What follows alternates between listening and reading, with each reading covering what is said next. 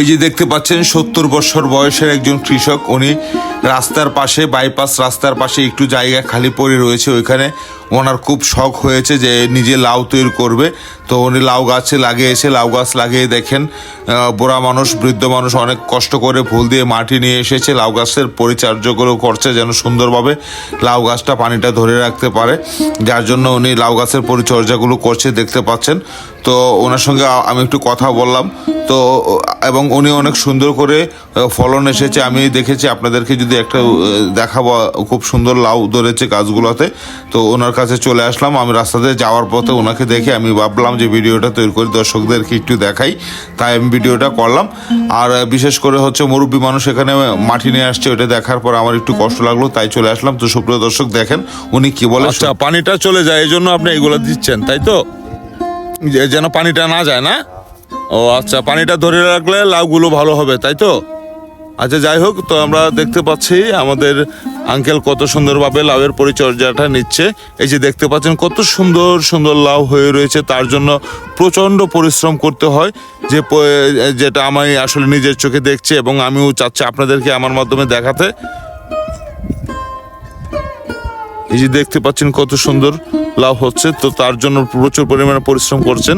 তো এখানে কি চায়ের পাতিও দিয়েছেন, তাই তো? হ্যাঁ, চায়ের পাতি দিয়েছেন। এই যে আপনাদেরকে যদি একটু জুম করে দেখাই, চা পাতি। যাই হোক, তো সুপ্রিয় দর্শক, আপনাদের উদ্দেশ্যে বলছি, এটা হচ্ছে আসলে পুকুরিয়া বলতে পুকুরিয়া রঙের বাজার থেকে যে বাইপাস রোডটা এসেছে, বাইপাস মোড়ের থেকে মাত্র 300 গজের সামনে এখানে এই মুরব্বি উনি এই চাষটা করছে। আর আপনাদের আশপাশ যদি কেউ আমার ভিডিওটা দেখে কারো ভালো লাগে, এখান থেকে লাউ নিতে চান, তাহলে অবশ্যই ওনার কাছ থেকে এসে নিয়ে যেতে পারবেন খুব সহজেই। আমাদের বাইপাসে, এই যে রঙের বাজারের সাইডে যে বাইপাস, ওই বাইপাসে মাত্র 300 গজ সামনে এই লাউগুলো রয়েছে, আপনার ইচ্ছা করলে এসে নিয়ে যেতে পারেন।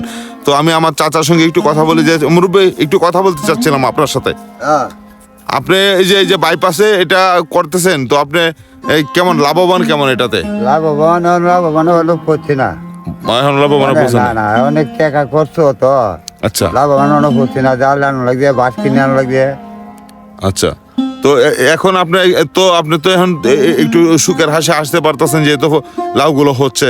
এটা একটা সহায় করলাম আরে। আচ্ছা, এটা একটু শখে করছেন? এর মধ্যে কষ্ট বেশি, ওষুধ দেওয়ান লাগে, আচ্ছা, ভিটামিন দেওয়ান লাগে। আচ্ছা, যাই হোক, এখন আপনার লাউটা যদি নেত্রকোনা শহর থেকে কিংবা এর আশপাশ থেকে কেউ নিতে চায়, কি নিতে পারবে? নিতে পারবো। আচ্ছা, এখানে আইসা আপনার নামটা কি চাচা যদি একটু বলেন? আমার নাম হলো আনফর আলী। আনফর আলী। আপনার বাসা? বাসা আমার এই যে বাতাইপাড়ায়। বাতাইপাড়া। আচ্ছা, ঠিক আছে চাচা, ধন্যবাদ আপনাকে।